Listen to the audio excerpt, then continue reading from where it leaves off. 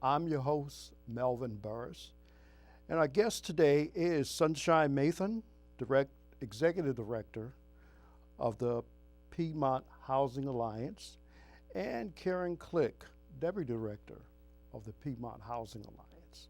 Welcome to the program, and thank you for coming. We really appreciate it. So before we get started, could you kind of tell our audience a little bit about yourself? Sure. My name is Sunshine Mathan, and I'm a recently new move here to Charlottesville. I've been here for about 6 months, having come from Austin, Texas, where I had been for the last 14 years. I have a master's in architecture and worked for the last 14 years in affordable housing down there, building about 1,200 units of affordable housing over the last decade. Okay. And I'm Karen Click, Deputy Director with Piedmont Housing Alliance. I've been in the Charlottesville area for about 18 years, and I returned to Charlottesville to work with Piedmont Housing Alliance in a variety of roles. My profession before that was as a civil rights lawyer. So I worked on mostly housing discrimination, Fair Housing Act cases, a few police brutality cases, but it mostly centered on opening housing opportunities for That's families. great. So the residents are in good hands with you. Okay. With our team at Piedmont Housing, right. they're That's in right. good hands with the our team. With the team. Okay, tell us, what is Piedmont Housing and what community needs do you serve?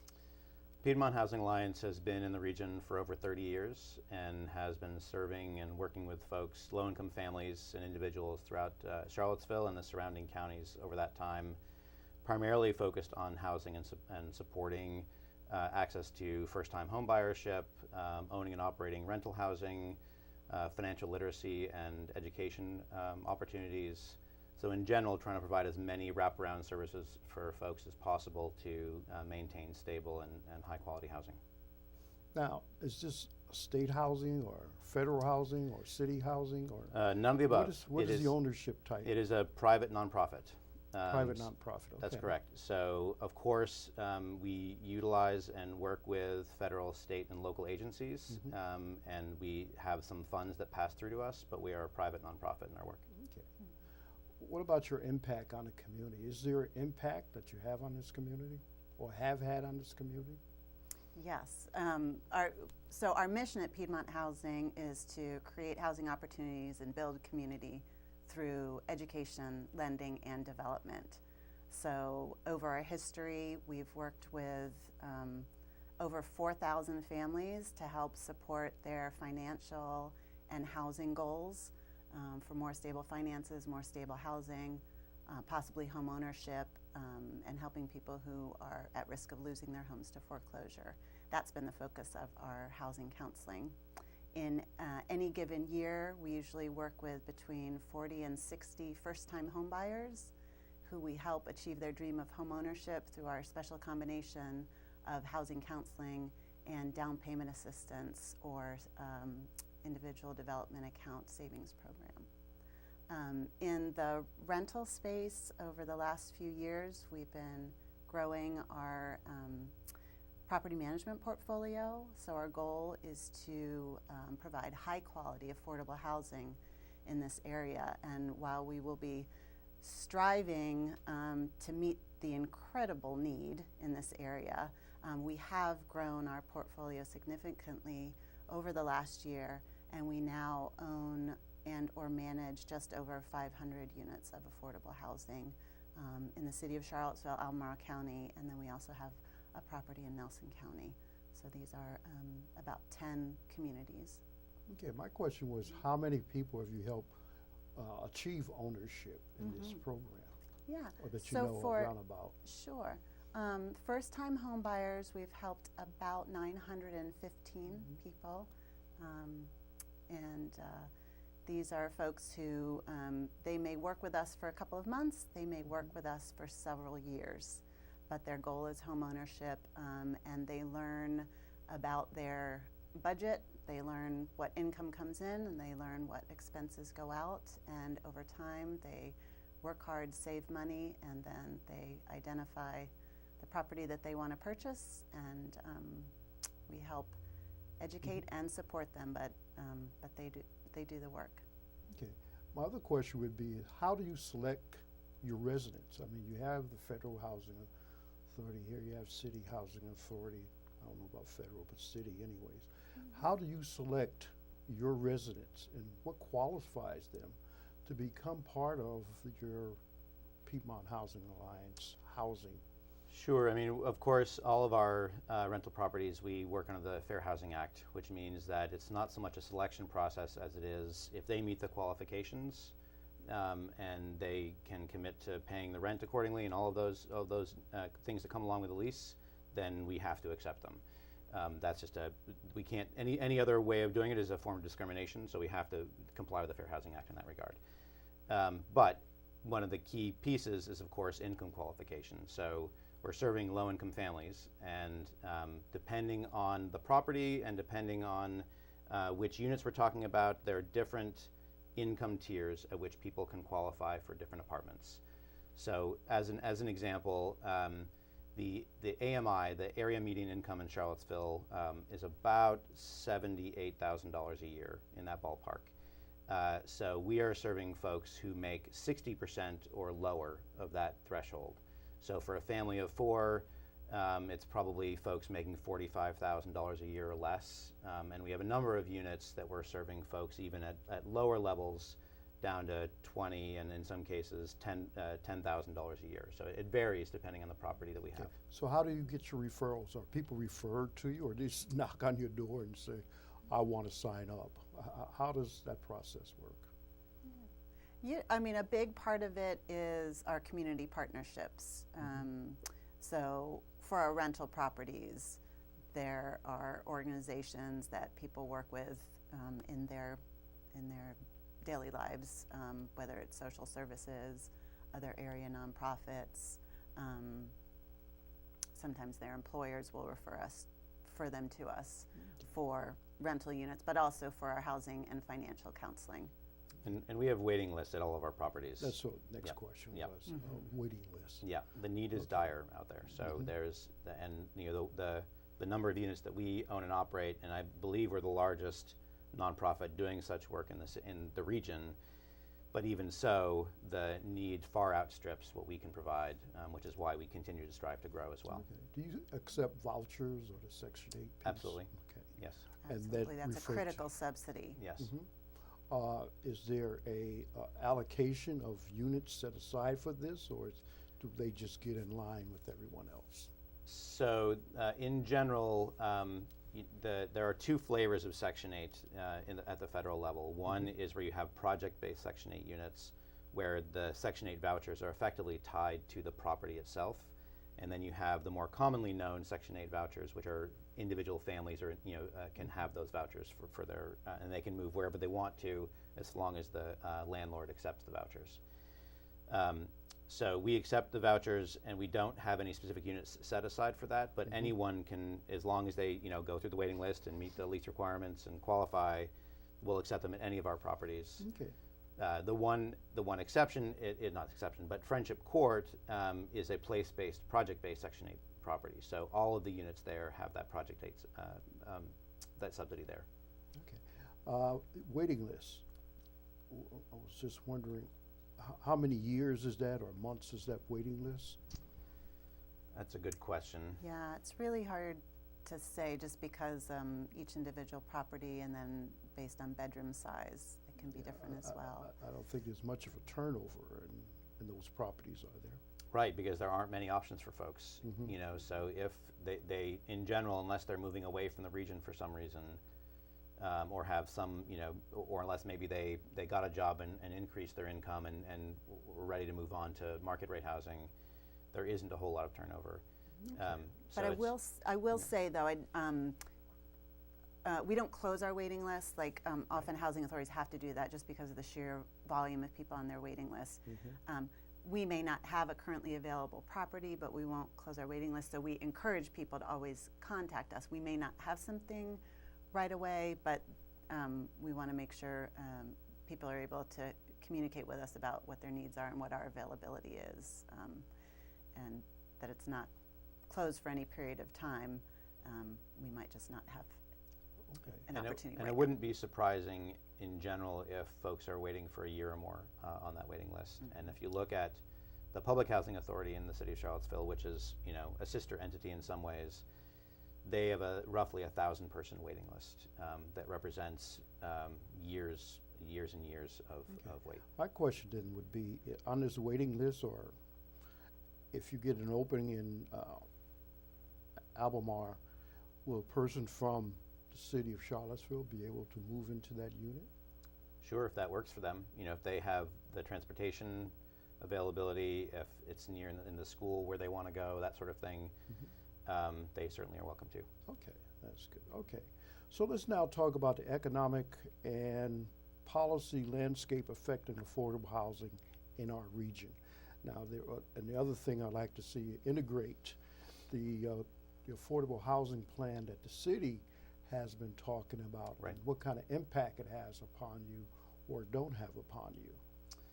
So that's a complicated set of questions, but the basic response is that the city, after the terrible events here in August, there has been an intense focus on affordable housing in general. Not that the issue and the crisis didn't exist beforehand, but the result is that, or one of the results is that there has been a deep and abiding conversation around affordable housing in general as one of the ways to potentially address the history of inequity and social injustice in the city.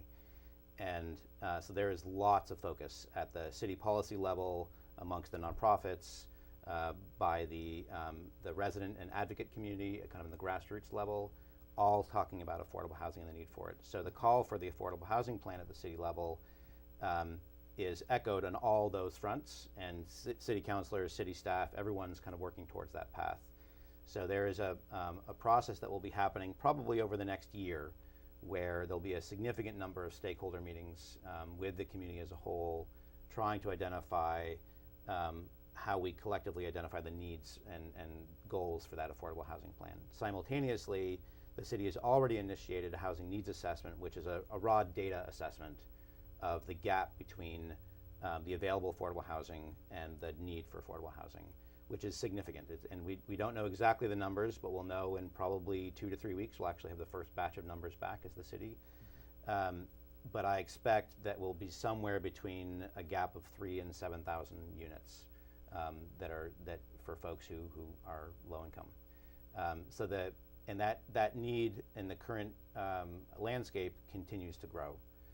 The cost of housing, as everyone is aware, the cost of land continues to rise. The cost of rent continues to rise. The cost of home ownership continues to rise. And that's probably for the foreseeable future.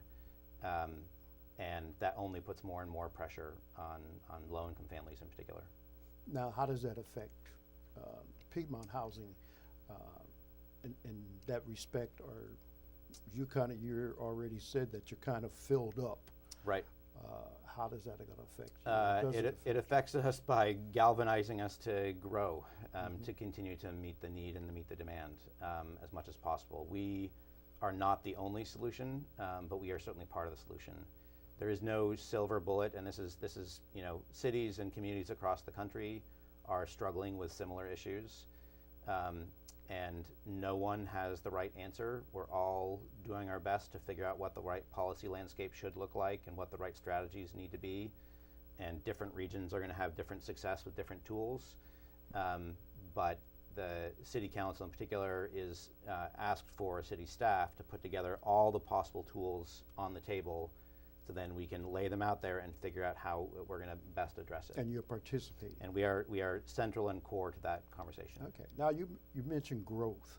Is there available land around you to grow, or is that just, what do you mean by growth? Yeah, that's a good question. The growth, the cost of land continues and will continue to be an impediment to any sort of affordable housing, because that land cost has a big impact on the financing of affordable housing. But that being said, there are opportunities for, there's new construction opportunities, but there's also opportunities for redevelopment, as in the case of Friendship Court, where we can add affordable housing on existing land. And or there are opportunities for acquisition of communities that may be being lost as affordable housing to make sure that they get maintained as affordable housing. So preservation is as much as an important part of the conversation as it is new construction. But to your point about land, it is a challenge. I'm not saying we don't know exactly how to do it yet. We're still working down that path. All right, he just gave me the sign of 15 minutes. Went by pretty quick for me, but I just want to tell our audience that you're watching the Neighborhood Law Center. I'm your host, Melvin Burris, and our guests are Sunshine Mathan, who is Executive Director, and Karen Click, who's Deputy Director of the Piedmont Housing Alliance. So we're talking about affordable housing crisis in Charlottesville. Now, one of the things I would like to ask is, I hear about the city or in Crescent House having problems because of lack of funds, but it appears that you do pretty good with your maintenance, as far as I know. I haven't heard anything about it. So where are you getting your operating funds for to maintain the units that you have there? How does that work out? And do you have a reserve, or is it just, you could tell me about that. Sure. I mean, each property certainly has its own reserve for long-term and short-term maintenance. Honestly, there are two levels of how to address that in a positive way. One is management and making sure that you have the right management structure in place. Management makes all the difference. Secondly, how the project was initially financed, and if the pro forma or the document, the economic model that came together for the financing of that property in the first place allows for a robust reserve to maintain the property, that's the ideal. That's the way it should be done. That being said, back to your point about Crescent Halls, I don't know how it was originally financed a long time ago, but the Housing Authority faces a very different set of challenges that we do as a private nonprofit. And to be clear, that's not our property. Right. So yes, right. Okay. So how that was financed clearly was challenging in terms of how the maintaining what the current a condition that is safe and healthy for folks. It's a problem that lots of housing authorities face around the country, and it's often driven by policy at the federal level. Okay, I guess my question is, where's your additional funding is coming from? I can't believe that the rentals that you get is enough to maintain the maintenance, Right. administration, Right. and everything else that goes into maintaining a top-notch. That's right. Right, because there's the cost of construction initially, and then there's also the ongoing operating costs. Right. And so back to my earlier point about how the property is financed at the very beginning, the way that the affordable housing that we do and many of the nonprofits, private nonprofits around the country, including where I previously worked in Austin, Texas, the subsidy comes in at the very front end during the construction period. A typical market rate apartment community might be financed with 70 or 80% the debt load, meaning that the market rate rents can support that debt and maintain operations. Because we have reduced rents and will have reduced rents in perpetuity, we can't support that sort of debt. We almost have to inverse that. So realistically, ideally, we want to be supporting no more than 10 to 25% of the value of the construction as debt. So the subsidy comes in and filling that gap between, so that you have a much smaller debt, so that the debt service plus operations and maintenance is supportable by the lower reduced rents. So what is the subsidy? Where's that coming from? Primarily, the biggest tool around the country, and certainly here as well, is low-income housing tax credits, which is a federal program run through the IRS, and it's a public-private partnership where essentially the IRS allocates tax credits, not dollars. If you win, and it's a very competitive process to win those, if you win them, then you then sell those to an equity investor, usually a large bank or financial institution that has a big tax burden. They take those tax credits. In return, they give you cash for the construction. Okay, let's move along. You were telling us about your housing counseling and home ownership, because going forward into your new vision that you have for Piedmont Piedmont housing, there's this issue about child care, getting people ready for employment and those issues, are these going to be a for-profit or a non-profit type of services? And who's going to pay for them? And you're thinking specifically around the redevelopment of Friendship Court? Yes, the redevelopment of Friendship Court. So to recap a little bit, one of the desires of the residents and expressed needs from the residents over and over has been the desire for a early childhood center, a preschool essentially on site. I can understand. And so we are striving to figure out what the right model is to support that, to not only meet the needs, but also to have it be financially stable over the long term. And ideally, as an economic development opportunity for folks who maybe are living there who want to actually work there as well. So there are lots of goals for that early childhood center. The right financial structure for that early childhood center is still being worked through in partnership with the residents, but also in partnership with other agencies in the city, including United Way, who does a lot of work with early childhood around the city as a whole. So we don't have a clear answer to that yet, but the goal is in the next 6 months we'll begin to know what that looks going to look like. Deputy Director, you have the history on this project. Could you give me a kind of a historical background? You've been there a while, where it started, what you have achieved, where you are right now. And then I'd like for the Executive Director to give us a quick vision of his vision or the board's vision of where you're going to go. Sure, and briefly, I think the important thing to point out is something that Sunshine referenced earlier. Our involvement with the Friendship Court community started back in 2002 when the community was being sold, and there was a great risk that the community would be lost in the future, would be lost in terms of its affordable housing stock. So we, the National Housing Trust and Piedmont Housing Alliance partnered to purchase what was then called Garrett Square. And that's a problem all around the country, are these expiring affordable housing communities where the requirement to keep affordable expires at a certain time, and then that can be lost to the affordable housing stock. So we wanted to make sure that that didn't happen. So our number one goal there is to preserve and improve the housing for the residents who live there, add additional high quality affordable housing options, and then add opportunities for early childhood education and workforce and economic development. Okay. Let's hear your vision of the future for the, now before it was a public housing authority, wasn't it? Was it a public housing authority, or what was it?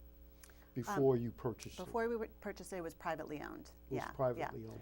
Okay. And I do want to mention the importance of the resident leadership at a Friendship Court, and I'm sure Sunshine's going to talk about it more. But it's really a fantastic community with a lot of strengths. So we hope to bring the tools that we have to improve the community, but also build on the really great people and families that live there now. Okay. So as far as a vision for Friendship Court specifically, is that what you're thinking? You know, since my arrival 6 months ago, as Karen was mentioning, the advisory committee in particular, it's a body of residents who were elected by their neighbors to represent them through the redevelopment conversation. And so we meet with them twice a month at this point to go through the site planning process. We'll shortly jump into the conversation around the early childhood center and dig into that a bit more. They are key partners for us as we look toward the future. So this is a joint vision between the residents and Piedmont Housing essentially at this point. It's going to be an incredible opportunity. I mean, the Friendship Court is in many ways at the very heart of Charlottesville. You know, it's within 2 blocks of the downtown mall. It is next to neighborhoods, other areas where there has been significant economic development. The opportunity for Friendship Court the redevelopment of Friendship Court to be an economic driver and for the residents on site is a huge opportunity. And we see the redevelopment as being that in many ways serving the residents more than anything. This has to benefit the residents. but it also has to, we continue to need to meet the affordable housing needs in the city. So in addition to maintaining the existing 150 Section 8 units, we will be adding probably about 150 additional affordable units on site to start to meet the community need. Now let's talk about the market. And then additionally, we will also, we haven't quite worked out the numbers yet, but in the realm of another 100 to 150 market rate units as well. You know, historically, Friendship Court, even though it's in the heart of Charlottesville, has been economically and socially isolated from the rest of the community. And so this is an opportunity for everyone to kind of to knit the city back together a little bit, and to blend the folks who are there currently with the surrounding neighborhoods. At the same time, we need to make sure that those residents still feel like their home is their home. Okay. And we've had 9 residents working closely with our architects, drawing and designing. We also have a team of youth leaders who have been measuring units and making improvements to the common areas, and a couple of which serve on our advisory committee and joined us on a recent tour to DC and Northern Virginia. And they give real and valuable and significant input to the process. Okay. We only have about 5 minutes left, so could you just give me what you want to leave with us? And also, can you tell us, in this development, you have any plans for the residents to get jobs working on the project at the same time? Yeah, so I would say Charlottesville as a whole is in this extraordinary space right now around this focus and agreed upon need for affordable housing and addressing the need, not just identifying the need. So we are well situated to address the housing crisis as a whole. In Friendship Court specifically, I think it's an amazing opportunity that will transform the downtown and the core of Charlottesville over the next 5 to 10 years. Okay. And I just want to encourage people who are interested in our housing counseling program. We have 3 certified housing counselors and 1 accredited financial counselor that work with hundreds of families each year, and people can give us a call or visit our website to get information about that and an intake packet. Okay. You didn't talk about it, but I assume you're looking at training some of your residents or asking some of your vendors to hire your people to That's work correct. in this area to kind of enhance this whole We will. holistic. That's correct. And the Housing Authority is also in the process of looking at redeveloping and is also having the same conversation. So we are having a shared conversation about how the construction benefits residents at both sets of properties. Okay. Thank you very much. It went pretty quick. I didn't realize how fast it went. But for our audience, I want to thank Sunshine Maiden, our Executive Director, and Karen Click, Executive Director, for being here from the Piedmont Housing Authority. If you have any questions, you'll see their names and telephone numbers. Please give them a call. I'm Melvin Burris, host of the Neighborhood Law Center, and you can also see us on the website, neighborhoodlawcenter.com, or you can see us on channel, as you know, 13 on Mondays at 10 p.m. Okay? Until next week, peace and God bless.